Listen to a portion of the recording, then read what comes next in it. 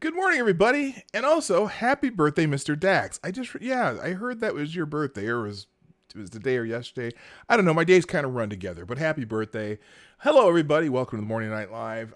We're gonna have a little nostalgia going today, but there's one article that I meant to read the last 2 days that I have to get into. So after the intro, we'll get into that. Hey, play the intro. Thank you very much, Johnny.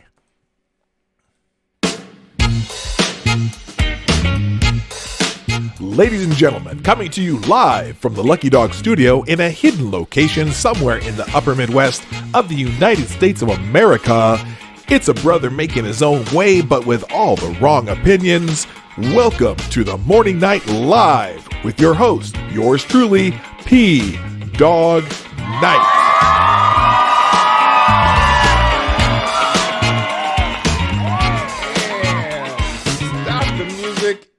On the third day of Christmas, my true love gave to me 3 French hens, 2 turtle doves, and a partridge in a pear tree. Yes, it is the third day of Christmas, and I still have my Christmas decorations up, as you can see, but they are coming down this weekend, and we'll be putting up the festive New Year's celebration decorations here on the Morning Night Live through this beautiful thing that I got going on right here. Welcome to the Morning Night Live. It is December 27, 2019. A happy Friday. And I did remember to retrieve my bell too. So the bell's coming out today. Wait a minute. What? The stream's current bit rate 4.155 kbps. Lower than recommended bit rate. We recommend that you use a stream bit rate of 25 kbps. I wonder if I can change that in the middle of the thing. Let's see here. Output. I can't change it in the middle of the stream. Okay, well, I got a warning. Hopefully, it'll all work out. Anyway, it is it's almost a new year. It's almost 2020. The new Roaring 20s. And I wonder with the new 20s, we're in the 20s again, if any,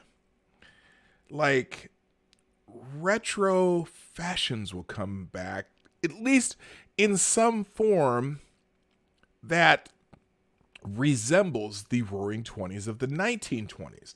For example, are we going to start having flapper girls? Or are we going to call them flapper thoughts? Is there going to be, I don't know, were zoot suits, the zoot suits were more like the 30s and 40s. But you know what I mean? More high fashion type things coming back. Will there be the cool, or will the millennials who kind of dominate this era and the Zoomers, are they more, who knows? Are they just going to be more, I don't even know what to describe. I'm not sure. But, anyway, real quick, I want to do this one story though before I forget that I had my bookmarks. Looking over here for it because I thought it was fascinating, and you've probably heard it other places, but this is from I'm going to give you the Hartford Current version. So let's just jump into it, and then I'll say hi to everyone once everyone starts rolling in. Apparently, Democratic lawmakers on, what day was this? This is from the 25th. This is from December. Are not happy with John Durham. Now, why would they not be happy with John Durham? Well, John Durham is a little bit too close to the target, I think. And so they're a little upset with him for, I wouldn't say he completely contradicted the IG report, but just had his own, he clarified some things about the IG report that may end up different in his investigation of the FBI and the law enforcement agencies of the United States who are handling the Trump-Russia, what do you call it? The Trump-Russia conspiracy theory, so to speak, right? And so apparently Democratic lawmakers insist Durham resign from the Justice Department, not just from the investigation. They insist that he he resign from the Justice Department altogether. Oh, I'm sorry. No, from the Justice Department probe of Russian meddling. Okay, not the Justice Department altogether. I read that wrong. Of Russian meddling in the U.S. elections. Congressional Democrats who fear Connecticut's U.S. Attorney John Durham may be conducting a partisan investigation. Oh, gee, we don't have any partisan investigations going on anywhere in the world right now. A partisan investigation into the origins of the FBI's probe into Russian meddling in U.S. elections are calling on him to resign. Representative Hank Guam might tip over Johnson, Democrat of Georgia, has written Attorney General William Barr and Durham saying, neither of you possess the integrity necessary to serve in the Department of Justice. Now, so Hank Johnson, he says to serve in the Department of Justice, period. Hank Johnson. Remember Hank Johnson? Hank Johnson, the guy in a congressional hearing who expressed his fears that if too many military personnel were sent to Guam, the little island of Guam, the U.S. territory of Guam, that the island might tip over, might capsize. Yes, that Hank Johnson. Signed by 10 of Johnson's House Democratic colleagues, but none from Connecticut, of course, the letters demand for Barr's resignation is not unique. In May, for instance, Connecticut Senator Richard Blumenthal said Barr should probably resign because the senator said the Attorney General had misled the public about the conclusions of the former Special Counsel Robert Mueller's report into Russian meddling. Now, we know that's false. Everything in Barr's letter summarizing the Mueller report was not only accurate, but in fact even included the idea, the verbatim language that the president, by this report, is not being considered exonerated, even though it's not the job of the prosecutor to exonerate anybody. Okay, the purpose of a prosecutor or investigation is to either bring charges that you can prosecute or not. It's not their job to exonerate anybody. So why he put that in there, I don't know. Anyway, but calls for Durham's resignation are new. The letter signed by Johnson, Representative. Oh, this is a who's who. Signed by Johnson, Representative Sheila Jackson Lee, Democrat, Texas, Rashida Tlaib, Democrat, Michigan, William Lacey Clay, Democrat, Missouri, Jared Huffman, Democrat, California, Jan Schakowsky, Democrat, Illinois, and 5 other progressive Democrats said Barr and Durham should be ousted because they inappropriately interfered in independent Department of Justice investigations and intentionally used their position to mislead the American public in defense of President Donald J. Trump. Say what? What the hell are you talking about?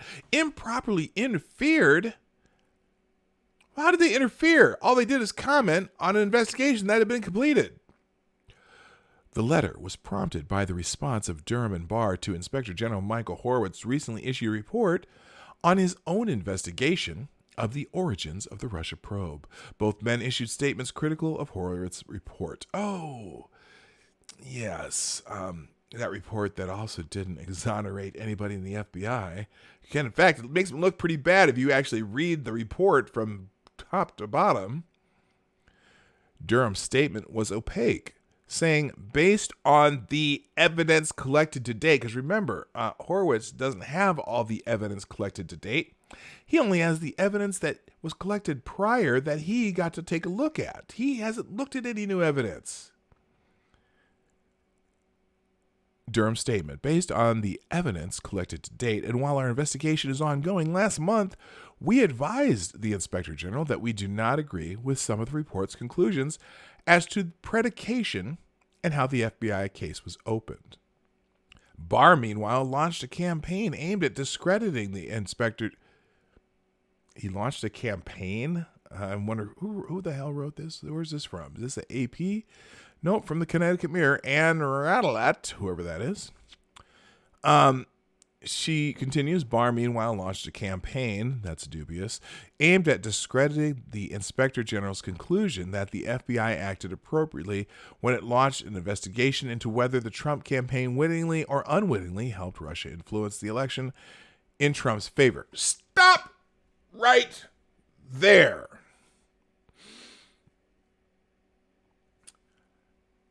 That's an assumption that assumption of a claim that I've never heard from anyone, any official person who's investigated these matters. Wittingly or unwittingly helped Russia influence the election in Trump's favor? Really? How did they influence the election in Trump's favor? And can you quantify that? That's the question that's never, still to this day, has never been answered. Yes, I mispronounced regressive Democrats. Yes, I realize that. That's something that's never been presented to the American public, that Russia actually helped, the line here, helped Russia influence the election in Trump's favor. Really? Quantify that, please. Tell me exactly how many votes the Russians changed with their Buff Bernie coloring book. And Jesus arm wrestling the devil. How many people? And in fact, the $4,000 in Facebook ads that got through, that got by those media censors at Facebook. How many people saw those ads? How many changed their vote because of it? We've never heard the answer to that question. So unwittingly helped Russia influence the election in Trump's favor? No. We have no evidence that the Russians' influence actually did tip the election in Trump's favor. We do know that Hillary not campaigning in Michigan, Pennsylvania, Wisconsin probably can quantify that a little bit, but no, sorry. Quote, Mr. Barr, you went so far to suggest during an interview on Tuesday, December 10th, that the FBI under the Obama administration was a greater threat to our democracy than Russia. Could be. We'll find out, won't we, when Mr. Durham is done with his investigation. The lawmaker's letter said, your uncorroborated and inappropriate statements on the OIG report legitimize fringe conspiracy theories and erode public trust in the Justice Department's credibility. Wow. Fringe conspiracy theories. It's kind of like, the Russian, the Trump campaign conspiring with Russia that we had a 2.5-year investigation on. Could that be considered a fringe conspiracy theory? I don't know. Quote, Mr. Durham is equally complicit in the mission to discredit Horowitz's report, the lawmakers wrote. We demand, dare I say, demand your immediate resignation as Attorney General and that of U.S. Attorney Durham. The letter concludes. The Justice Department did not respond to requests for comments about the letter. The offices of Connecticut Democratic lawmakers who are on break also did not respond Monday for requests to comment. This is from the Hartford Courant, by the way. That's why they're asking Connecticut lawmakers. Durham, who has been tight-lipped about this investigation and previous cases he's handled, surprised many with a statement about the Inspector General's report. Remember when during the Mueller investigation, there was some article that came out in the New York Times, then it went viral in all the other Mockingbird media outlets that was saying that that Michael Cohen was instructed personally by Trump to lie in his congressional testimony or something, that there was evidence to that or something. And Robert Mueller, who really was pretty good about being tight-lipped about his investigation, came out and said, nope, this is not true. This is not true. This is not part of our investigations. Or it was something like that. Something that Michael Cohen did. And Robert Mueller made the very unusual gesture to come out and specifically say, no, that is false. And Michael Cohen himself said, no, that is false. And I don't recall these Democratic lawmakers, I don't recall them asking for his resignation. I just don't remember that. But anyway, in a Washington Post op-ed this month, former Attorney General Eric Holder, this was Eric Holder, of all people, having room to talk. Fast and furious, getting our border agents killed. In the Washington Post this month, op-ed, former Attorney General Eric Holder cautioned him. Anyone in Durham's shoes would do well to remember that in dealing with this administration, many reputations have been irrevocably lost, he wrote. Well, yeah, like Adam Schiff's, Nancy Pelosi's. Yeah, there are a whole bunch of y'all that have lost your reputation. In fact, even Joe Biden now, when they really get into this business with his son and Burisma, Holder tapped Durham in 2000. See, now Holder actually has been using Durham as an attorney. Holder tapped Durham in 2009 to investigate the alleged torture and killing of terror suspects by CIA interrogators, and said in his op-ed that he has been proud to know Connecticut's U.S. attorney for nearly a decade. Yeah, because he does good work and he's very nonpartisan. There are also concerns over Durham's trip with Barr overseas to collect evidence of what Democrats say are Trump conspiracy theories into the origin of the FBI investigation. Yeah, here's the deal. Barr explained that pretty well in an interview. I can't remember which one. But he said, when you have a U.S. attorney who's going to go out and do any work outside of the country, it's probably a good role for the U.S. Attorney General to go with him and introduce him and make sure they know who they're dealing with and that you can trust this person, you could deal with this person. That was the purpose of Barr going with Durham, because Durham had to do some investigation outside of our country. So, whatever. And last week, Barr indicated that Durham's probe had expanded beyond the FBI. Well, it should. I'm pretty sure John Brennan's pretty knee-deep in all this bullshit. He's not just looking at the FBI, Barr said in an interview on Fox News. He's looking at other agencies. The New York Times reported last week that Durham is investigating former CIA Director John Brennan's role in the Russia investigation and has requested Brennan's emails, call logs, and other documents. John Brennan, you're in trouble. How do I get this off? Not interested. Okay. Trump has long attacked Brennan as part of the so-called deep state cabal of Obama administration officials who tried to sabotage his campaign. Barr chose Durham to lead the investigation into the investigators in May. At that time, Durham was already investigating FBI media leaks in the probe of Moscow's involvement with U.S. elections. Durham has a long and impressive resume and has been tasked by both Democratic and Republican administrations to handle sensitive investigations.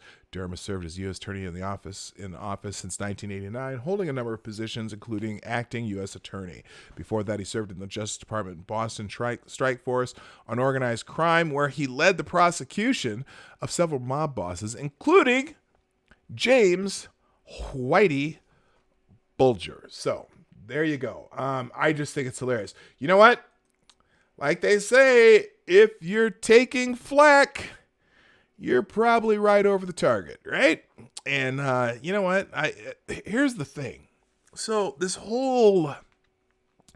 I go back to the Steele dossier a lot because, you get in arguments on Twitter every once in a while and people are like, well, no, the Republicans are one who originally paid for that. No.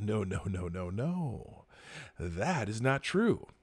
What a Republican researcher and I think it was the Washington Free Beacon or whatever, they used Fusion GPS. They were using Fusion GPS is a research firm, and they do opposition research on politicians, and they hired Fusion GPS to find out things about Donald Trump. Yes, they did do that. The original file began when the Washington Free Beacon and some Republican bigwig were interested in getting information on Donald Trump. They ended their relationship with Fusion GPS. Then Fusion GPS said, "Well, we've already started this research. We've already started the research. Maybe we can sell to somebody else." So they went out and tried to sell it to other candidates, and eventually they ended up selling it to the DNC and Hillary Clinton's campaign. After they got into this relationship with Hillary Clinton's campaign and the DNC, then Christopher Steele was hired to go out and get up dirt from the Russians on the opponent of Hillary Rodham Clinton. And it's funny because they keep talking about this like, Trump was trying to get help from the Russians and get dirt on Hillary Clinton and try to get dirt on Joe Biden from the Ukrainians, or getting dirt from a foreign government on your political opponent. Well, let's see. Christopher Steele, former British spy, got information from a Russian who really was just telling him rumors and bar talk, but he wrote it into this Steele dossier, information from Russians. I think the Russians are foreign people, right? And then it was paid for by the DNC and Hillary Clinton's campaign. That would seem like collusion with a Russian, or at least a foreign agent interfering in our elections, getting dirt from foreign actors in our election. Wow, I thought that was illegal or something like that. They keep talking shit. I don't know. Anyway, that's my story that I wanted to catch up on. Let's say good morning to everybody. Hi, everybody. Nice to see you all here. Now we've got we got a few people in the stream. It's time to say good morning. And of course, today, the first person here was Necro, also known as Necro So Called. You get the bell because I have my bell back. Ha ha! Tricked you. I got my bell. Also, good morning to Mr. Dax. And everyone say happy birthday to Mr. Dax. Good morning, Tyler F. MC, it's hammer time. Quinn the cultist. Bear Cock.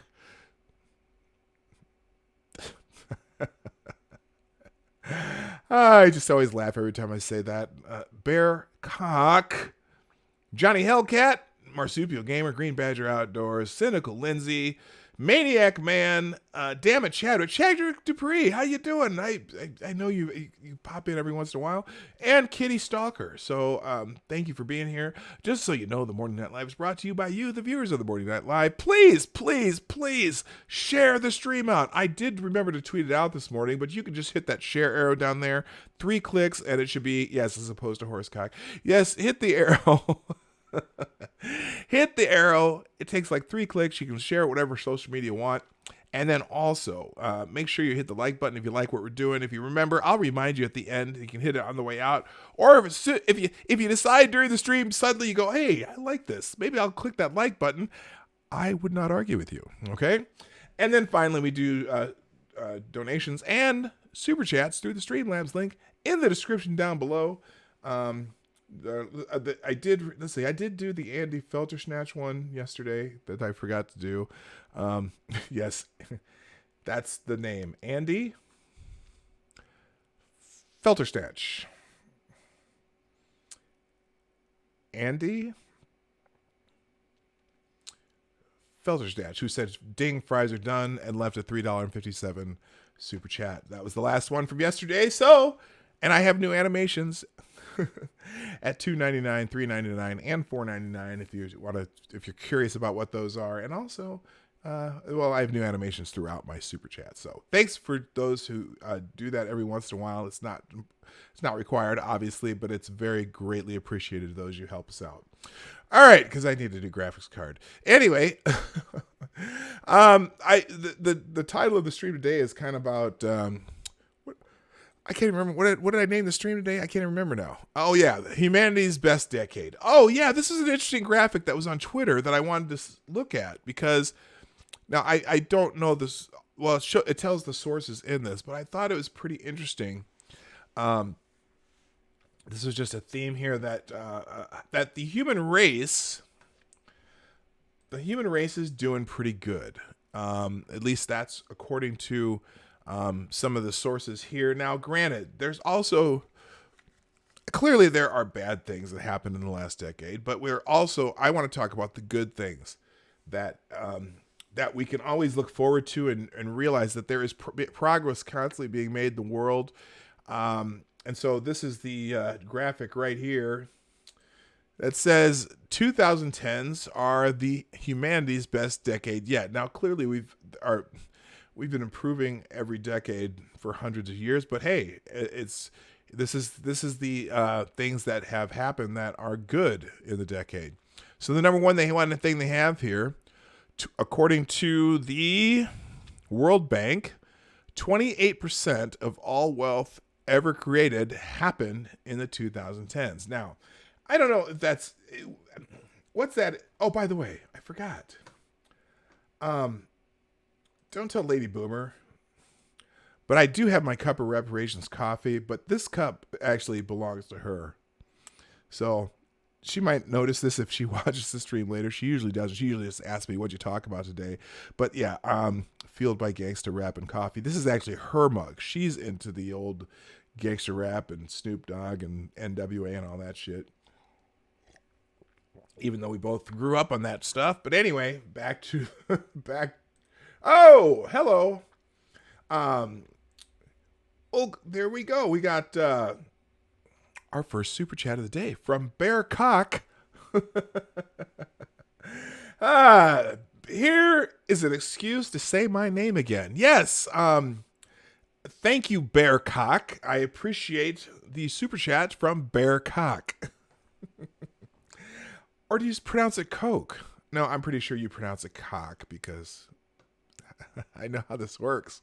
Anyway, thank you very much for the $2 super chat, Mr. Cock or Miss Cock. I don't know if it's, well, I would assume it's Mr. Cock because it's, it's cock, but it could be Mrs. Cock, and you could be maybe married to someone named Cock. But anyway, in any case, thank you, Bear Cock. All right.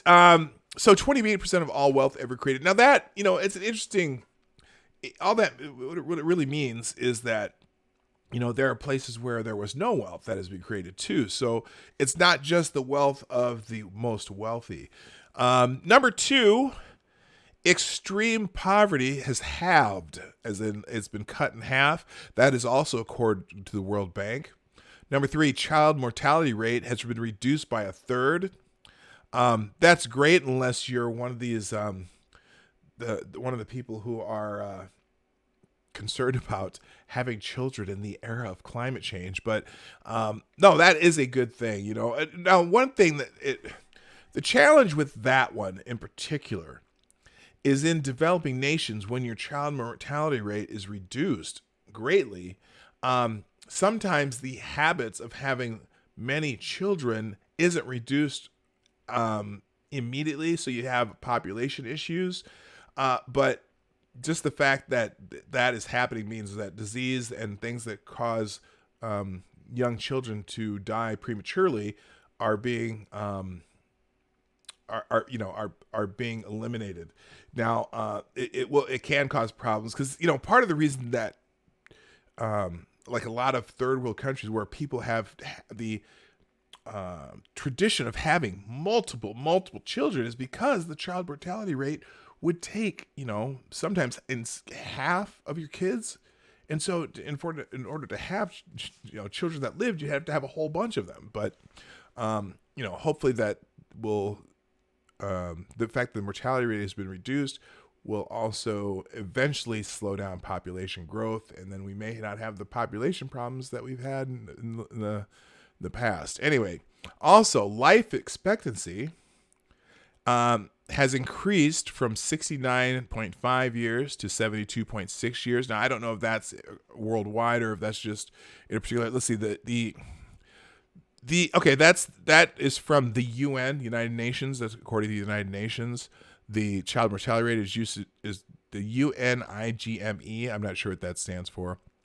Number 5, countries criminalizing same-sex act down 40% to 27%. That's good. I mean, I don't care what people do on their own time. It's not my thing, but criminalizing shit like that is just seemingly a waste of time to me. And that's according to the ILGA. I don't know what that stands for either. Number 6, countries with laws protecting women up 53 to 78%. Great. There's a lot of very oppressive places in the world for women, not in the first world, but definitely in Middle East and some other third world countries and shit. So that's good.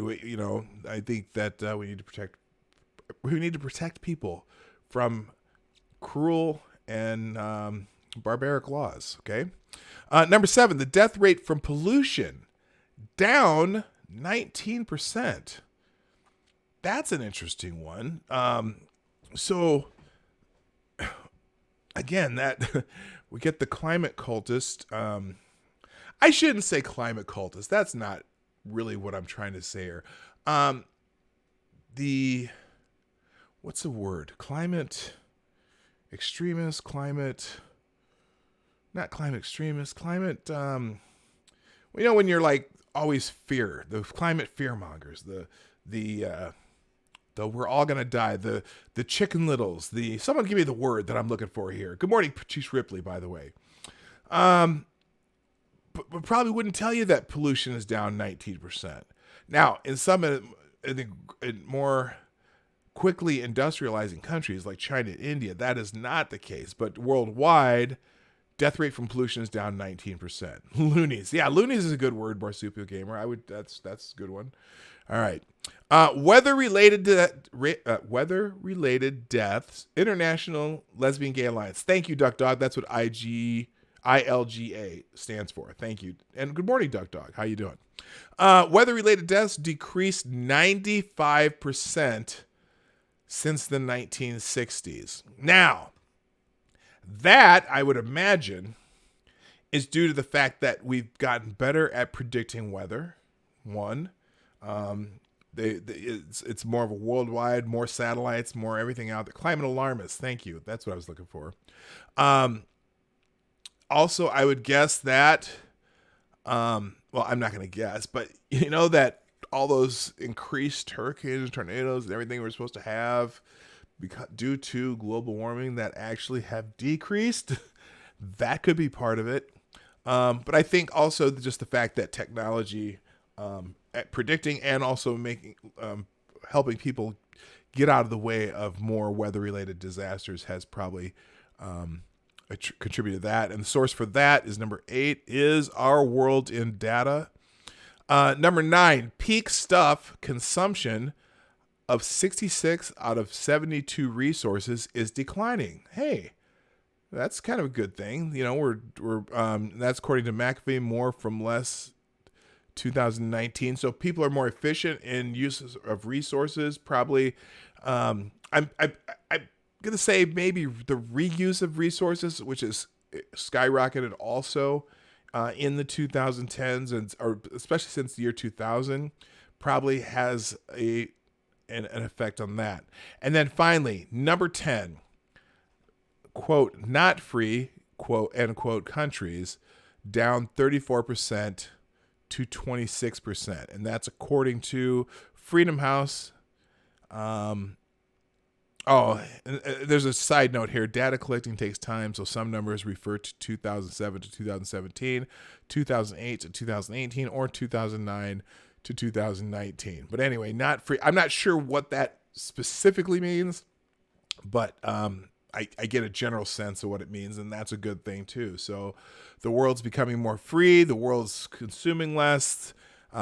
People are dying at a lower rate from several items here, and people are having more, at least having their rights restored to what they should be. So that's a good thing. Sturdier buildings as well. Sure, absolutely. On the weather-related deaths, that's probably very important. And if you're wondering why it took me so long to say that, it's because I see your chat a little bit after things happen. So anyway, so that gives you a taste of why you might say it's humanity's best decade. However, there are also, here, I pulled up a couple lists of things that define the 2010s.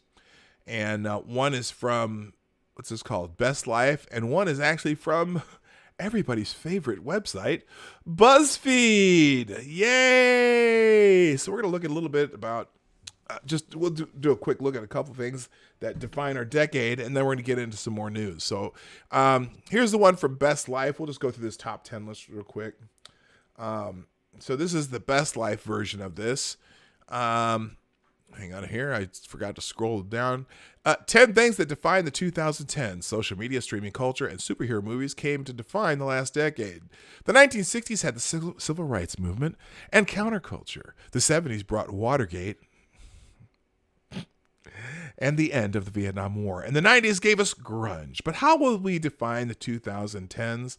We've consulted experts to create a definitive list of major moments and trends from the last decade that will be part of history books in the future, from the technological advancement to the social ones, and the internet culture that tracked it all.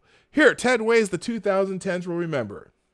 And if you want to add anything in the chat or in a super chat, please add your favorites. Number 1, streaming culture.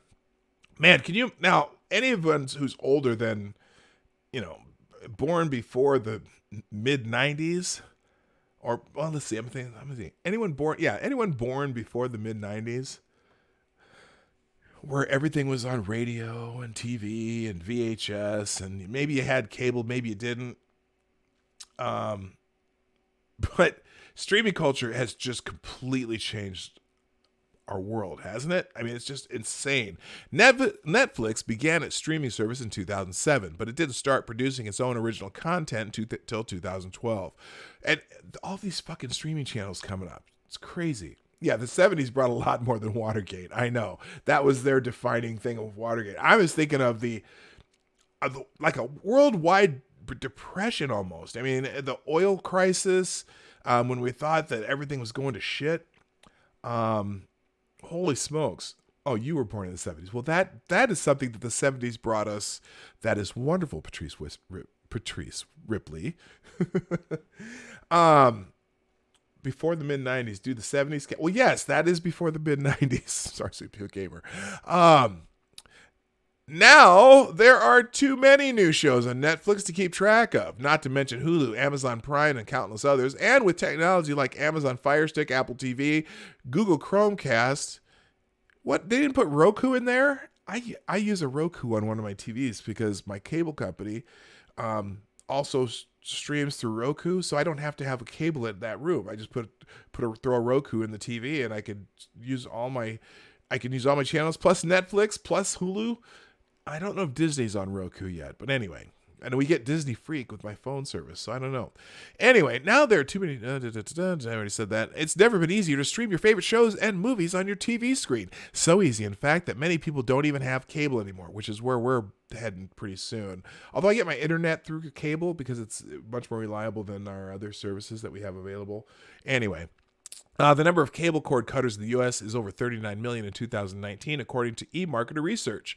So anyway, yeah, so definitely streaming. I'm not going to read the whole thing of all these. Number 2, going green. In the first decade of the 2000s, we were warned about climate change and global warming, Al Gore's An Inconvenient Truth. Oh my God, I still got to do that show. I got to do the show on the Inconvenient Truth. I wish I could do it like as a stream and just watch the whole movie and laugh at some of the predictions, but we'll do a I'm going to do one of those probably after the first of the year. I've been meaning to do this, just all the predictions from the Convenient Truth versus what has actually occurred. It'll be humorous, I'll tell you that. But in the 2010s, it seemed the world started actually listening. Drastic measures have been taken to reduce waste, like the ban of plastic straws. That's stupid. The ban of plastic straws, a hazard to the ocean and the environment, according to the organization for a strawless ocean. There's an organization? There's a strong organization. There's an organization for a strawless ocean. About 500 million plastic straws are used in the U.S. every day. In July 2018, Seattle became the largest U.S. city to ban plastic straws, and now others have followed suit. You know what? The plastic straws from the U.S. aren't the ones that are ending up in the ocean. I'm pretty sure that it's not. Punk, disco, gas lights, Grateful Dead tour cable TV channels that went up to the letter Z on the slider. We were able to ride bikes without helmets, and parents could raise their own kids. Yep, that was the 70s. Although we raised our own kids. We were very adamant that we were going to raise our own kids.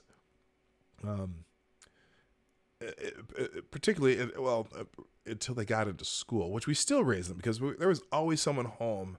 We rearranged our complete schedules, and our kids were born in the 90s. We rearranged our schedules completely so that, not that we could be helicopter parents, but that we could be the ones who raise our kids. So when they were young, before they went to school, someone was home and was raising them, and we actually had a daycare in our home so we could raise our own kids, and other kids would come to our house. And then once we were there in school, we rearranged our schedule so that someone could be home when they got home. Even though they could go out, we'd let them go out and play and do whatever, go out and hang out with their friends. But someone was always home, and they always had that peace of mind that a parent was around if they needed us. And I think that was very important for us. So, and important for our kids, and our kids have turned out fantastic. I hope that was part of the reason why. Anyway, I'm going back to this organization for a strawless ocean. They have an actual organization. There have also been efforts to phase out lightweight plastic bags at supermarkets, with states like California and New York banning them entirely, and others charging for bags to encourage customers to bring their own reusable ones. Plastic bags have blighted our environment and clogged our waterways, New York Governor Andrew Cuomo said in a statement early 2019. By banning them, we will protect our natural resources for future generations of New Yorkers. We're attack helicopter parents. Yeah, there you go. Let's see. So, it's also more common to see houses with solar panels. According to, speaking of solar panels, there's been, I think it was at Boston University, maybe. I just read an article about a scientist finally getting close to be able to use nuclear fusion as a power source, which would be almost unlimited and also almost no waste to it. They've found a way. I think was it boron that they mix in with some of the fuels. I don't know. I was reading the article the other day, and I'm like, God, just imagine if that happens, it would be world changing as far as production of energy in our country or in the world. Period. Anyway, it's now more common to see houses with solar panels, according to a report by the Union of Concerned Scientists. Solar panel installation in the U.S. jumped 485% from 2010 to 2013. Part of that is because it's becoming less expensive. Putting solar panels in your house is so freaking expensive. It has been. And also the technology really isn't that great, especially if you don't live someplace that's sunny. So if you live where I live, in middle of Minnesota, where we don't have sunny days 300 days a year like you would in Denver or somewhere in the Southwest, solar panels don't do you a hell of a lot of good, all the time. it just depends on where you live. You have to be able to live in a place that's sunny. And then as far as the amount of energy they create, they create it. They probably lower your bill, but they don't. It's just they're not as reliable anyway. But they're becoming more reliable. There's more technologies happening. And I really feel like technology is the key to any of our problems. It's like these people, pulling their hair out and all these kids skipping school because they're fearful of climate change. They're going to be dead in 10 years. Nah, there'll be plenty of technology that's coming down the pike that someone's going to become rich because they're going to come up with the right technology.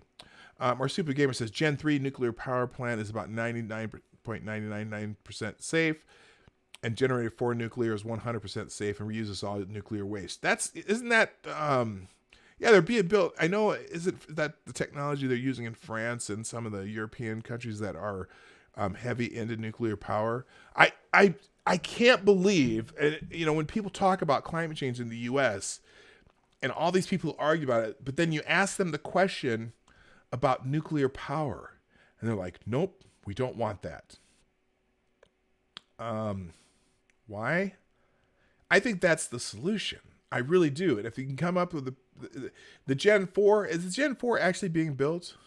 Marsupial Gamer, you can answer that question in the chat.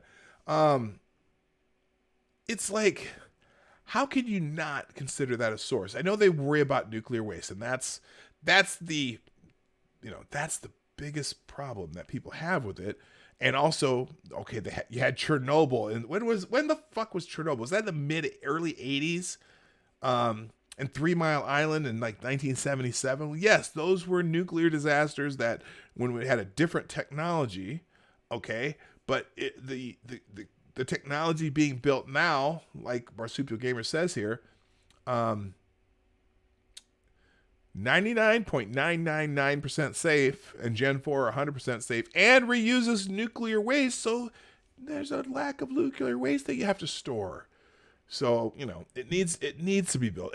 I think that's the direction you need to go. But man, so many people are like, no, we will not use nuclear. They think nuclear bombs or something. Anyway, so number 3, going viral. Going viral is a phrase that took on a different meaning in the 2010s. It's not about getting sick, but rather achieving a high number of views, and likes online in a short amount of time.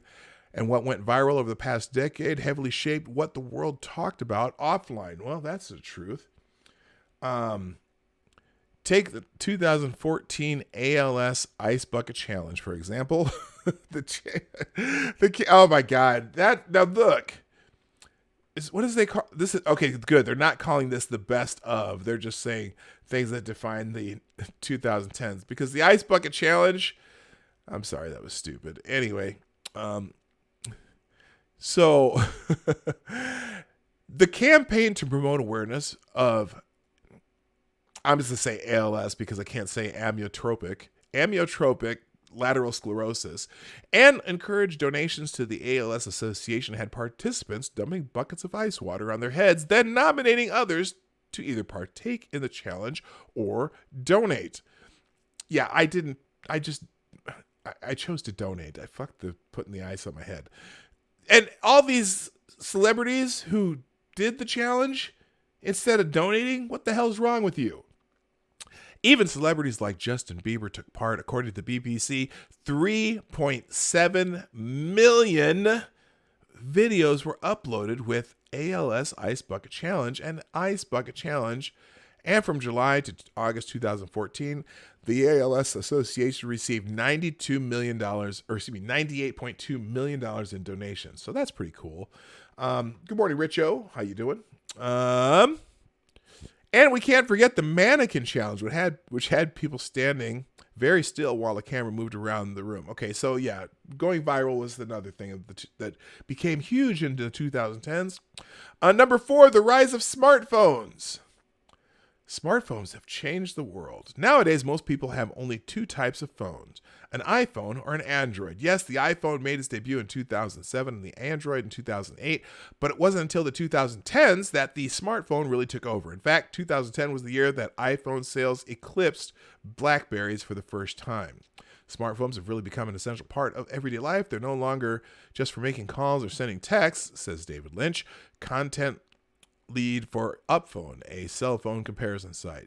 Smartphones have taken a lot of important aspects of everyday life and combined them into a single device. Yes, because I use my smartphone for everything, and that is one line that we have cut. We haven't had a landline phone for probably 5, 6, 7 years now, and I don't miss it at all. In fact, it's funny. The only reason I had even a landline number, we had the landline because it was bundled with something on our cable company or something, but we're probably going to get rid of cable soon too and just use it for internet. But anyway, you don't even need it anymore. Okay, so smartphones. Anyway, number 5, Instagram. Instagram defined the 2010s? Really? Okay, in October 2010, a little photo sharing app called Instagram launched. The app initially only allowed users to upload square photos with a caption and hashtags. Now the platform is so much more than that, with stories, videos, direct messaging, in-app shopping, video calling, and more. Yay! If the 2000s are remembered as the decade that Facebook defeated MySpace, the 2010s should be remembered the decade that Instagram defeated everyone else, says Andrew Selepak, a media professor. A media professor? Good gracious, he must be very smart. At the University of Florida. Okay, whatever. So we get the 2010s are the age of the Insta-ho. It's changing how people shop and make decisions. Instagram is the online version of window shopping. Yada, yada, yada. Okay, number 6, superhero movies. Yes, we had our share of Marvel and DC superhero movies. In fact, in the 2010s, they released 48 superhero movies. And they have made bank just this year. Avengers Endgame became the highest grossing movie of all time with a whopping $2.798 billion with a B billion at the box office. The superhero sensation has been the precursor to binge watching, live streaming, spin-offs, original series, all the ways we consume pop entertainment. All right, so I don't need to. That's all I need there. Hip hop and R&B's musical reign. This is one that almost bothers me a little bit. Because when I listen to popular music, it's all you hear anymore. And I'm missing the musicians, and I'm really big into music. The musicians have almost disappeared, although there are some acts that are really fantastic musicians. Or if you go on YouTube, especially, there's just a plethora of great musicians that you would never heard of, but you just see they make videos and do music in the background.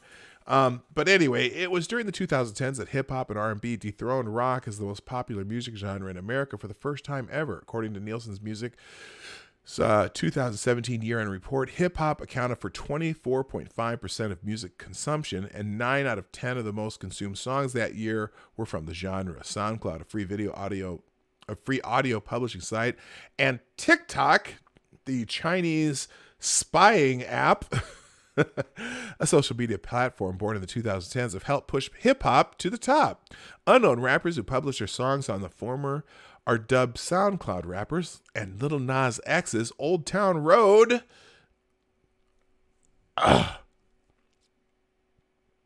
first gained traction on TikTok, which helped propel the once unknown artist into superstardom. And have you heard much about him lately? But he milked the shit out of that one song. Good for him. I hope he made a ton of money off it. I know he's gone touring and stuff, and good for him. I mean, little dude just out of nowhere, poof. He's making bank. So good for little Nas X. I don't have any problem with that. But spend your money wisely, son, because I don't think it's going to last. Anyway, which helped propel the once unknown artist into superstardom in 2019. The song spent an outstanding 19 weeks at the top of the Billboard Hot 100, breaking the record first set by Mariah Carey and Boyz II Men's One Sweet Day, 2 decades prior to becoming the longest running number one hit in the history of the Hot 100 chart. Good for that. Political Twitter.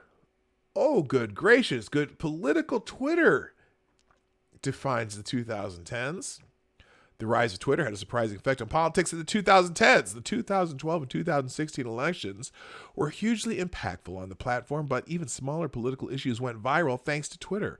It turned out to be a useful political tool and a divisive one. Oh no, Twitter's not divisive at all. It turned out to be sparking heated online debates, including over whether or not the president should keep tweeting. Okay, in the chat, let's just ask this question because I am torn on this question. Should the president keep tweeting? 1 for yes, 2 for no. My answer is nuanced. My political birth came around during the Reagan era, and I liked how President Reagan kind of circumvented the media in some ways, holding a lot of press, like his own press conferences and things, or having his own chats via TV. The one thing I like about Trump tweeting a lot is he can circumvent the news media who's going to reword anything he says and put in those words. I just wish he was better at writing and better at choosing his words. But yes, the hilarious part is great. It is funny, and it's hilarious how he just dominates everyday conversation. And it's often through his tweets. It's even through the silly shit like misspelling shit. Which I still don't think he knows how to spell the word smoking, okay? Because he's done it more than once, spelling smocking. Why the fuck shouldn't Trump be able to use Twitter? Oh, no. Not that he shouldn't be able to use it. Just should he keep tweeting the way he does? That's the question. Of course he should be able to use Twitter. And in fact, I'm in that encourage him to use it because I just think it's hilarious a lot of the times, but and sometimes I think he just does it to keep his name in everyone's mouth, and that's what's that saying? You can talk good about me or talk bad about me. I don't care. Just spell my name right. I think he chooses his words and misspellings perfectly. He knows what he's doing. I think he does. I don't know if all of them are purposeful, but the smocking one, I honestly don't think he knows how to spell the word smoking. But other than that, I think a lot of them are clearly are wildly intentional. Anyway, Twitter's become an increasingly prominent factor in American political discourse, especially the fucking journalists who show their hand every day on Twitter. It's hilarious. I don't even think they realize how they, the journalists who tweet all the time, completely, I don't know if they intend to, but they surely show their biases, just how they do it. And so you get an idea of really what they do. Trump wasn't around Twitter, it would have died the last 3 years anyhow. Yeah, it might have. He saved Twitter. And that's probably why Jack will never ban Donald Trump from Twitter. I just don't think so. And if he does, that would immediately be the end of Twitter. It would be gone. People wouldn't have shit to talk about. Anyway, good morning, Wikipedia Snicket. And I think I said hi to Richo and Mike Savage. How you doing? Nice to see you. And also check your logic. I see you popped in too. Be sure to hit the like button and share the stream out. And if you want to super chat, Streamlabs link, it's in the chat right now. Support the channel instead of super chat. Click here. There's the click here. All right. According to Pew Research, 14% of Americans in 2018 said they had changed previous political viewpoints because of social media. Really? That's interesting. Those numbers are even higher for younger people. Among men between the ages of 18 and 29, roughly 3 in 10 changed their views on an issue based on social media. A 2016 study, the Pew Research, found that despite TV being the primary way voters watched the 2016 election results, there was a significant spike in digital platforms compared to previous elections. The share of voters who follow returns online increased by 14 percentage points since 2012. Okay, number 9. All right, we'll see you in a minute. Mass shootings. Oh, my God. Unfortunately, it's impossible to look back at the 2010s without reflecting on the high volume of mass shootings. The tragedies at the Aurora movie theater, Sandy Hook, the Pulse nightclub, Las Vegas Strip, Texas Baptist Church, and Marjorie Stoneman Douglas High School all took place over the last 10 years. Sadly, the 2010s are when mass shootings became a regular part of the news. Let me analyze that statement right there. When mass shootings became a regular part of the news, okay, there have been mass shootings for as long as I can remember. But we also didn't have national 24-hour news networks that would play that news over and over and over. If you heard about a mass shooting, you might have read about it in a newspaper, if you read the newspaper. But now with all the media that we consume, everything that is amplified because somebody wants to amplify it. And so, there's a whole bunch of things that you see because you're on Twitter, because you're on Facebook, and everyone's sharing things, and CNN runs it 24 hours. And, I don't know that there's more. I just know that they're there. Check Your Logic's putting a couple in there.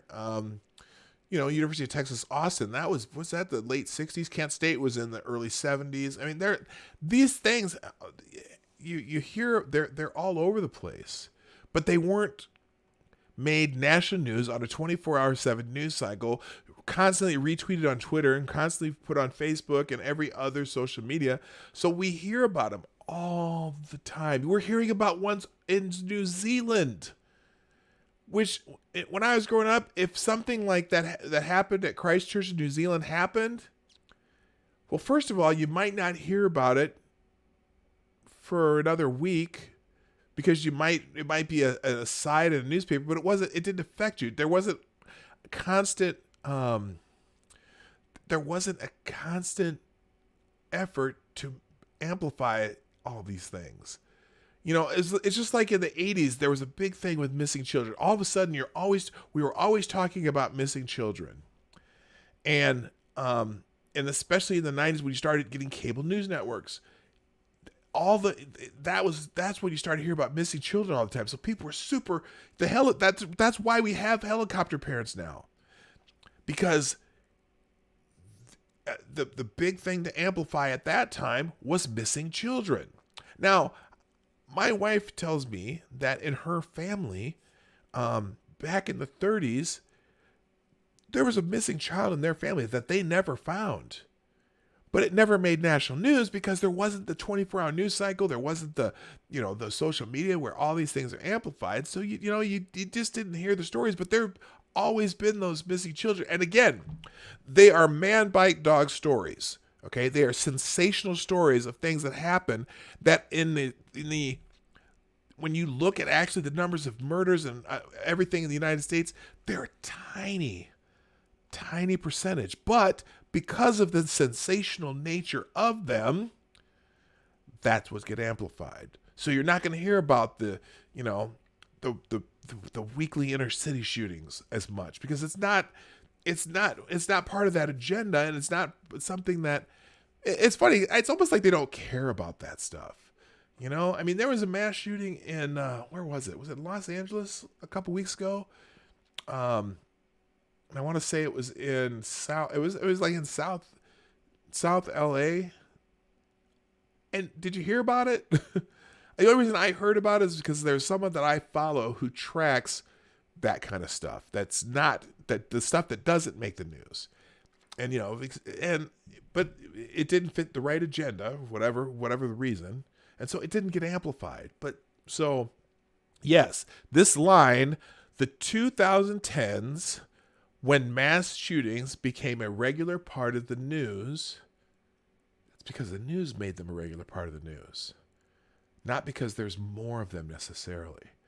Said Megan Rainey, associate professor at Brown University and chief research officer at the American Foundation for Firearm Injury Reduction in Medicine.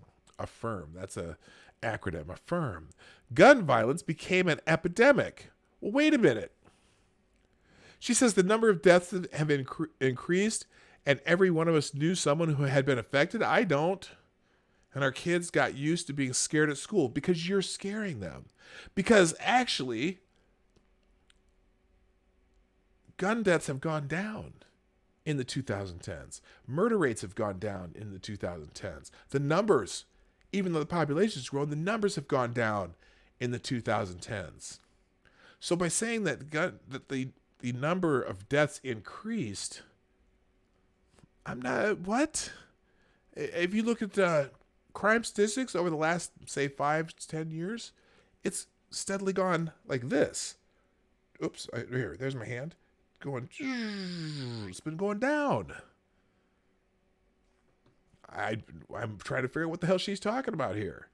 The 2010s have indeed had the most shootings in any decade, according to data from Mother Jones. Oh, Mother Jones, yeah. There's no agenda at Mother Jones. In this decade alone, there have been 63 mass shootings, defined as indiscriminate rampages in public places resulting in 4 or more victims killed by the attacker. Maybe we'll go through that. We'll have to go through their 63 mass shootings, according to Mother Jones. Let's see, Mother Jones, a guide to mass shootings in America. Sounds like a cheery topic. All right, we'll check that one later. But this decade is also when we saw communities come together to begin to create solutions, Rainey continued. Sandy Hook Promise was founded in the aftermath of the unimaginable tragedy of Newtown and is helping kids across the country with social and emotional learning. The Parkland Kids united to insist that youth deserve better, and AFIRM research was created by a group of doctors, nurses, and public health officials to develop solutions that really work for communities across the country. Together, we are creating hope so that the 2020s are not marked this way. I think that is something that, and I have no problem with that.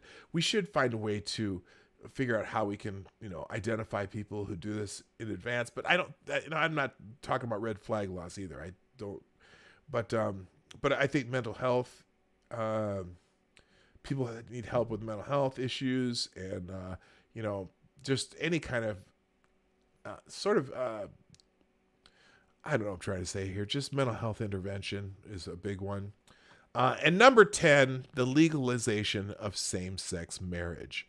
The 2010s were a decade in which the U.S. and many other countries legalized same-sex marriage. In 2004, Massachusetts became the first state to legalize same-sex marriage, but it took more than 10 years for the entire country to follow suit.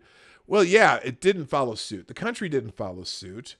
The Supreme Court did. Okay, it was taken to the courts. The country, I don't necessarily has followed suit. I don't now personally. I am agnostic when it comes to same-sex marriage. I think if people want to do what they want to do, they do what they do. Here's the thing. I know this is going to be a shocker to some people for me saying this, but gay people have been getting married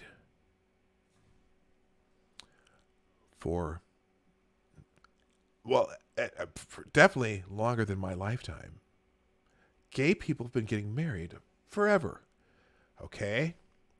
Now, what they couldn't do in the United States was get married as an official government act. But I remember going to a gay wedding, because I had a friend, he was gay, and he and his partner got married in a ceremony. Now, it wasn't a government sanctioned married, but they got married. It was in the mid 80s. And we went because, you know what? To me, personally, it's an oxymoron. That's personally, but I don't care. That's not my business. The fact that my friend invited me to go to his wedding in the mid 80s was an honor that he would think, as me as a friend, that he would want me there. So I went. And I was happy for him that he was happy. Even though I was like, in my head, it's cognitive dissonance for me, but whatever. That's not about me. It was about him, and I honored my friend by going. And also, I know lots of people who are gay that have weddings. We went to a wedding. My wife and I went to one too. That someone she worked with. They had a wedding. It was 10, 15 years ago, long before this whole gay marriage thing came up. They got married in a little ceremony wherever, this beautiful little it's the Como Park Zoo in the Twin Cities here. It has this beautiful indoor garden that they went and got married there, and it was great. And you know what? Even though my personal views as gay marriage is not explored, they invited us to their wedding, and we were honored to attend on their behalf to show our support for our friends. I didn't care, So that's why the whole issue, I don't think marriage is necessarily a government function anyway. Why should it be a government function? Granted, they have the tax relief and blah, blah, blah for married people, but as far as you committing yourself to another person, that's your business. The government doesn't have any business being part of my marriage anyway. I don't care if my marriage is sanctioned by the government. My marriage is sanctioned between me and my wife, the person I'm married to. So, let's see. Legalized is a misnomer. It wasn't illegal so much as there wasn't anything in place for it so far. Yeah, but there's sodomy laws. There are all kinds of shit that were antiquated laws about things you could and couldn't do, and there probably were. I suppose there were places where it was actually illegal, or I don't know. But anyway, I don't care. Those are laws of personal conduct, of personal freedom, and personal whatever. I don't care. Good. So good for them. Anyway, so that's definitely one of those things. All right. So I won't go through the BuzzFeed one. Let's go to Twitter trends because I want to find out what's happening in the world today, so you know what's going on, and so that we can find out what people are going to be talking about later in the day and making videos about tomorrow. So let's get into Twitter trends real quick. We'll go through that and then we'll call it a day. Let's make sure I can get the right. I changed my screens. Oh, I'm looking forward to New Year. All right. Okay. Let me ask you something in the chat too, real quick. Are you looking forward to the new year? That's a loaded, just very simplistic question, but just yes or no. Are you looking forward to the new year? Me personally, I am. I think the new Roaring 20s are going to be a hoot. But although I am going to, remember I said I was going to make a shirt. I was going to do merch. I'm going to make my shirt related to 2020. You'll see it soon. Seinfeld had an episode with a lesbian wedding in 1992. Yeah, I mean, it's nothing new. But man, so I don't care. I don't care. Good for them. Good if they're happy and they know it. Good morning, Six. How you doing? Nice to have you drop in. All right, let's get to the trends, and I'm going to get the hell out of Dodge here. Oh, interesting. Now, oh no.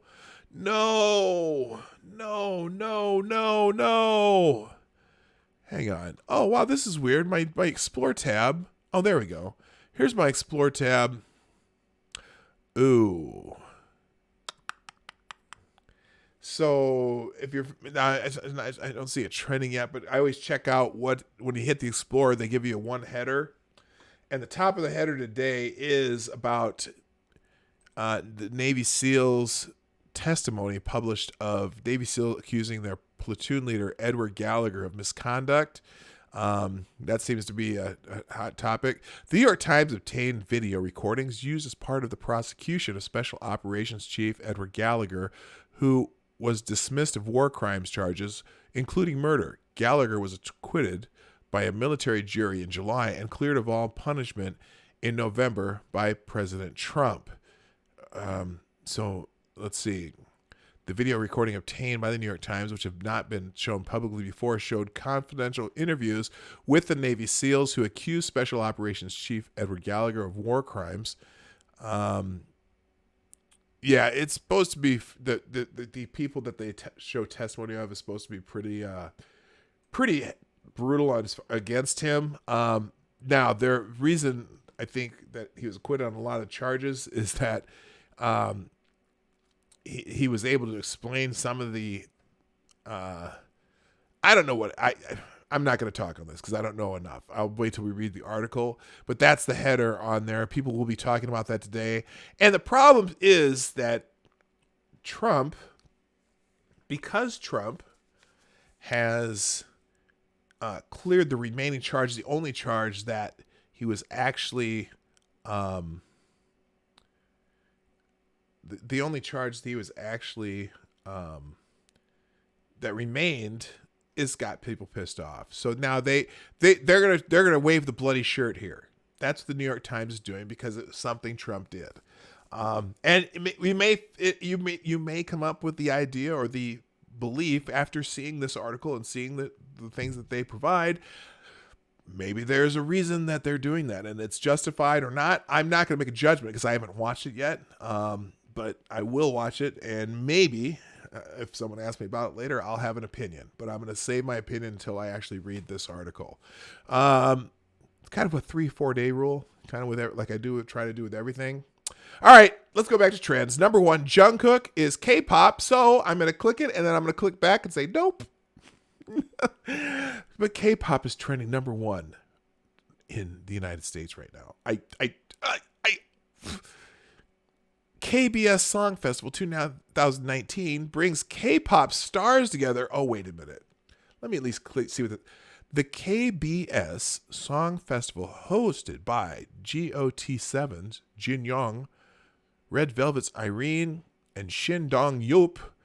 The festival lineup includes 150 K-pop stars, including BTS, Twice, Monsta X, and more. Oh my God. So there's 150 K-pop groups. Basically they're just like a bunch of the hundreds of boy bands from the 90s and early 2000s. And that's basically they're retro boy band groups that dance a lot. And they're annoying and they're so whatever, and they're basically slaves because they practice like 16 hours a day. Oh, whatever. Anyway, Antonio Brown is trending number 2 along with Michael Thomas. Apparently, Antonio Brown and Michael Thomas are going to start playing for the Saints. ESPN NFL insider Adam Schefter says controversial free agent Antonio Brown is spending his Friday morning in New Orleans, so he may be signing with the Saints. If you're into the NFL, you'll know why that's significant. Let's see. Number 3, Chapter 8 is trending. I believe this has something to do with The Mandalorian. Chapter 8 spoilers with no context. All right, because the final episode of The Mandalorian is out, and I'm not watching that yet, and I'm not going to spoil it because I'm just not. I kind of did that with Game of Thrones. I did not watch Game of Thrones until the 6th season. And whenever I saw Game of Thrones stuff, I just would not listen. I didn't watch. I didn't do anything. I would just click away. And then I started watching. My wife and I started binge watching Game of Thrones during about I didn't do it until the 8th season. So we didn't even watch during the 8th season, we binge watched the entire rest of Game of Thrones. And then when the 8th season was over, then they put it on whatever it was on. I think it was on Amazon. And so when the 8th season was over, we just continued on with the last season and watched the whole season the whole series in one big shot. So I'm going to do that the same thing with The Mandalorian because my Disney Plus is activated, but I didn't actually activate it yet. Anyway, Friday Feelings is number 4. Everyone has a Friday feeling. The top Friday feeling here is from Lee Stranahan. Anna is so perceptive and correct. It's not enough to tear the media down. Something better needs to be built in its place. Well, let's see what Anna's saying here. Out of the shower and debating my mom, who loves the BBC and has important points to make. If we believe nothing, then we're incredibly vulnerable. Strong, courageous action is needed. Okay, let's see what Anna's saying here.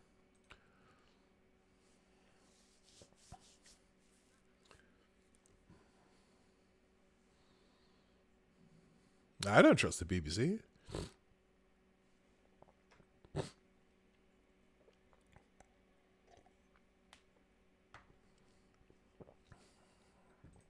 Hold up, Anna.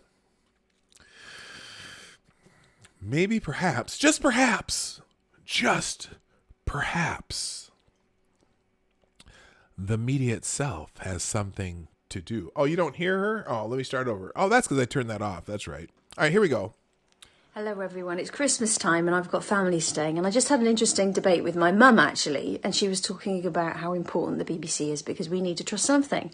And there's a real concern, maybe with certain politicians like Trump and Boris Johnson, that they are trying to lead us into a situation where people do not believe anything and then we can easily be manipulated. Okay, now that's the part where I was saying, maybe the media also has a role in that because they keep, just giving us their own, I don't want to say fake news, but they keep fucking up. And so it's hard to believe anything when they're constantly, or even if they're only on one side, you know that they're all partisans for something that they want. They're trying to set an agenda. I don't want the media to set an agenda for me. I just want them to tell me what happened. Okay. Well, what I was saying to her is, yes, there's a very big, huge risk of that. But the BBC cannot, and other established media brands cannot not do something. 2020 especially, things are really, really changing. I can feel, people are having these conversations and they're massive. Hundreds of thousands of people have seen some of the stuff that I've done on what Panorama have been up to. And, there's a lot of questions being asked around the election and the impartiality of the BBC. Or lack of impartiality, which I'm sure that's what she meant there. Don't just blindly now believe things. And if we do see mistakes, we're aware of these errors, if we are being manipulated in some way and are aware of propaganda, then it needs to be addressed. So newsrooms and journalists have to be far more transparent about who they are, what their agenda is, when they make mistakes. It's a really important time that they try and take a grasp of the situation, because there is this real massive threat of us being in a situation where we don't believe anything. Right. We are at risk then of being manipulated in a pretty horrific way. And then it would lead to a very bleak future indeed. We have to be in control. We have to be able to believe the information that we're hearing. But it's just a case for me of the more established media brands becoming far more open and transparent, and really listening to the public. Okay. That's good. Hello. Oops, I'm sorry. I don't want to do that again. So that's the Friday feeling from Lee Stranahan. I think that's a good enough Friday feeling. Let's move on, because Friday feeling ain't going to tell us about anything that's happened in the world today. The Canadian Broadcasting Corporation, not to be confused with Complete Blood Count. No, I knew what the CBC was in that one. No, I see. BBC is garbage, just like the CBC. All state-run TV is shite. There you go. Number 4, Friday Motivation. We'll skip it. Johnny Herman, legendary Broadway composer Johnny Herman, has died at age 88. I'm not real familiar with Johnny Herman. Associated Press reported that composer... he's the composer of Hello, Dolly, La Caja Falls, and Mame. Died in Miami of pulmonary complications. I didn't realize... I didn't know that he wrote those. He said those are pretty huge... pretty huge shows from, let's see, Hello Dolly came out in like 1960, I think. Maine was around that same time. La Caja Falls came out in the 70s. He's prolific then. Those were huge shows from Broadway back in the day. So rest in peace, Jerry Herman. Moving on, Gallagher. Oh, that's the... Okay, so I saw Gallagher and I immediately thought of the comedian. But that's about Edward Gallagher. That's gonna trend today. You're gonna hear a lot about that, and you're gonna hear a lot of people griping about Trump. But again, I'm going to get more information because I didn't follow it that close when he commuted the sentence. I don't know enough about it, so we'll get into that later. Dan Quinn is trending in the NFL. Something to do with the NFL.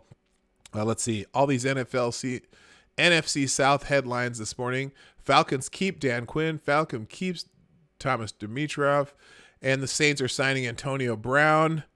And then he's saying me. What's the Chris Brown line he's putting Somebody please tell me what the fuck is going on.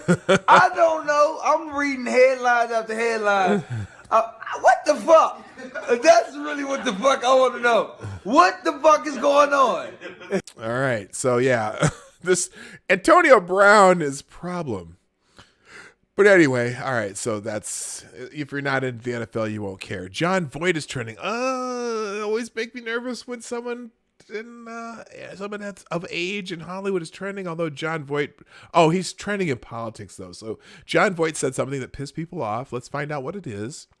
John Voight is great and a true patriot. Let's get some more people like him in liberal Hollywood. What did he say? And then this person, John Voight is trending, and it's not because he's dead. Wow, that someone's a little salty. Oh, because Trump tweeted it. Trump tweets shout-outs to conservative actors John Voight and Christy Swanson. They only put Swan here. There's a reason Angelina Jolie keeps her kids away from John Voight, y'all. Dude is fucking nuts. Yes, he's going to get hate. Let's see. Here's the truth. His own daughter, Angelina Jolie, won't even talk to him, share his name, or be in his presence, and keeps her kids far away from him. The hard truth. If John Voight would have used Allah, all of this would sound like an ISIS video. Well, let's see what John Voight has to say and who he pissed off. There is a today. God.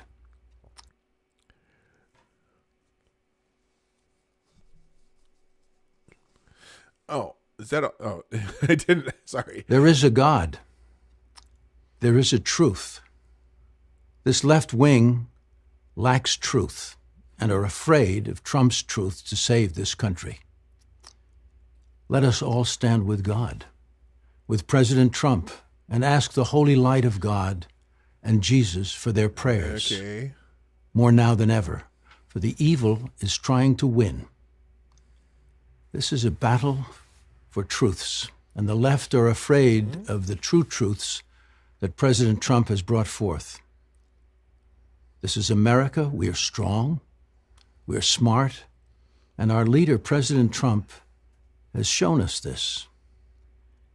If the impeachment proceeds, America will fall, for President Trump has built it back, and the extreme left are destroying this nation's glory. I stand on this ground, this soil of the United States of America, and I remember the words of Abraham Lincoln. This is not what God would want. They're not concerned for good or bad. This is evil intent to destroy a president who has America in his hands. And the left are destroying. What do? We pray and hope that in God we trust. Okay, so that's why John Voight is trending. You know what? I not whether I agree with John Voight or not is not material. I give him as much credit as any other celebrity. I have a hard time when because celebrities have a weird influence on people that isn't necessarily having anything to do with what's going on in the world. And so I agree, whether I agree with much of what he says there, some of what he says there, maybe not nearly as dramatically. But again, I don't I'm never going to define myself by who I vote for. Okay. I'm not going to make MAGA or Trump my brand, because my brand is P-Dog Night. Okay, my name's Marty. My brand is P-Dog Night, and that's my brand. And I never want to tie myself to. I don't understand president worshippers, whether it be Trump or whether it be Obama or anybody in the past, John Kennedy. I don't understand the president worship, because presidents only last for a maximum of 8 years. And so if you make that your brand and then that 8 years is over, now your brand is gone. And I don't want my brand to be gone. My brand is me, P-Dog Knight, and I want to remain to have the wherewithal and ability to, make decisions based on my brand, not on somebody else's. And also if the brand fucks up, I don't want my name associated with the brand, even though I may appreciate the things that they didn't fuck up on. Okay, so yes, I want to be free to say, you know what? Yeah, you did good there. Oh, you fucked up there. Oh, you did good there. I really agree with that, but that's kind of stupid, and that's how I see it. But that's why Jon Voight is trending. And so, well, here you go. Let's be real. The same folks who are putting Jon Voight on a pedestal belong to the same crowd who have whined for years that actors and celebrities should shut their pie holes when it comes to politics. I guess that they don't mind actors and celebrities speaking out for Donald Trump. Okay, whatever. Impeach dude Trump has always desperately wanted to be accepted by the Hollywood establishment. Well, he was accepted by the Hollywood establishment. That's the point. He was very popular with the Hollywood establishment, the rapper establishment, pop culture establishment, until he had the audacity to question the Holy One, Saint Barack Obama. And then he became persona non grata, and now he's, hated. So anyway, whatever. Trump today so far, he's praising Jon Voight for posting creepy ass video that compares Trump to God. He didn't compare Trump to God. God, you're a moron, Palmer. Edward Gallagher is even more of a monster than we knew. These people are fucking sick. We will defeat this evil. Trump is going to prison. And it's only 10 a.m. Trump's not going to prison for anything. You still haven't charged him with anything. No one's charged Trump with anything illegal yet. I don't know. Anyway, moving on. Let's see. Jon Voight, that's why he's training. BTS, no more K-pop. Sorry. Friday of 2019, as in the last Friday of 2019. If you feel grateful to be alive and well this last Friday of 2019, tell God thank you. And Lois Griffin says, it's the last Friday of 2019. You know what that means. Uh-oh. Lois Griffin about to get her freak on. Today's the last Friday of 2019. Let's make sure we make the best of it. Look for opportunities to grow and be better. What will the new year bring us? 365 opportunities. Oh, now that's a Friday thought that we could have just had on the Friday Thoughts. Happy last Friday of 2019 and the 2010s. Stage preparations are underway in Times Square for the New Year's Eve festivities. I'm looking forward to the new year. I'm just telling you. All right, enough of that. Let's go to there. Zebo. Something about the NBA. Someone called Zebo. Happy retirement, Zebo. In my hood, bullies get bullied. Who is Zebo? Oh, Zach Randolph? Why do they call him Zebo, though?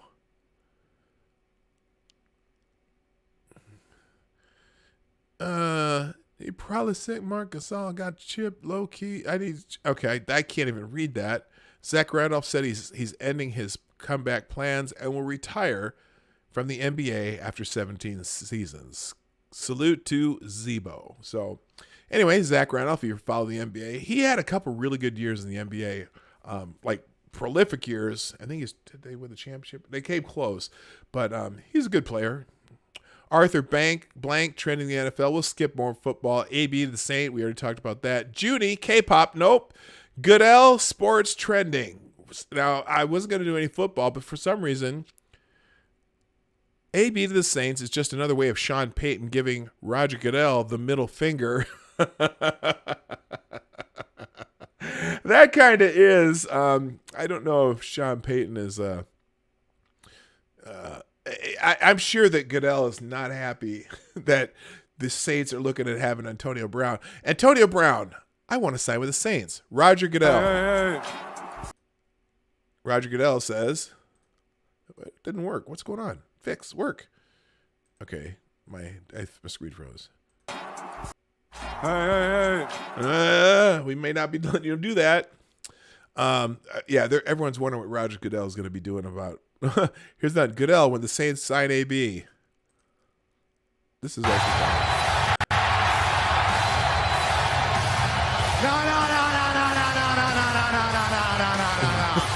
No way! I don't think so, pal. That's not how this works. Oh yeah, if you know. Anyway, that's hilarious. Okay, so there people are thinking Goodell's not going to be happy about this. Why does K-pop sound like cereal? It may as well be. Music radio V-Min, that's some K-pop shit. And then finally, Throwaway is trending number 19. Why? When you see Throwaway trending and not seeing Future. Throwaway told her go. Oh my God! I found that here. Okay, Throwaway. This day, okay, a lot of nigga and bitch and kind of stuff going under this trend. Guys, I would throw away all morals for him. Okay, that's just some K-pop kid. I don't know. Okay, Throwaway is trending, and I don't know why. And I'm gonna back away. I'm going to be like Homer Simpson in the bush and just into the background. All right, ladies and gentlemen, it's time. It's that time. It's time for me to go. I'm so glad we had this time together. Please, on your way out, be orderly in fashion and make sure you hit the like button on the way out the door. The Morning Night Live is here Monday through Friday, 10 o'clock Eastern, 9 o'clock Central, 3 p.m. I did it again. 3 p.m. GMT. And if you like what we do, hit the like button. Please share the stream and donations and super chats through the Streamlabs link in the description down below. It also shows up in the chat. Everybody, I would thank you so much. Being it's the last Friday of 2019, I'll see you on the last Monday of 2019, although I might stream tomorrow morning. Just depends how I feel. And I might even break down and throw a couple videos out of stuff that I just didn't get a chance to go to today. So, thank you so much for being here. I gotta go. My name is P-Dog Knight, and I am out of here. Bye-bye. Hey, this is P-Dog Knight, and thank you for watching today on the P-Dog Knight channel. If you have an observation or remark you'd like to make about this video or my channel, I absolutely welcome you to write it in the comment section down below. I really look forward to hearing from you. And before you go, if you like what you saw but you're not already subscribed, please make sure you hit the subscribe button and definitely click that bell that pops up afterward so you'll be notified when I post new videos or when we go live. I broadcast my live show, The Morning Night Live, Monday through Friday at 10 a.m. Eastern, 9 o'clock Central. A special thank you to all supporters of this channel who share our videos on social media and who make donations through the Streamlabs link, which is also in the description down below. Thanks again, and until next time, I'm P-Dog Knight, and I'm out of here.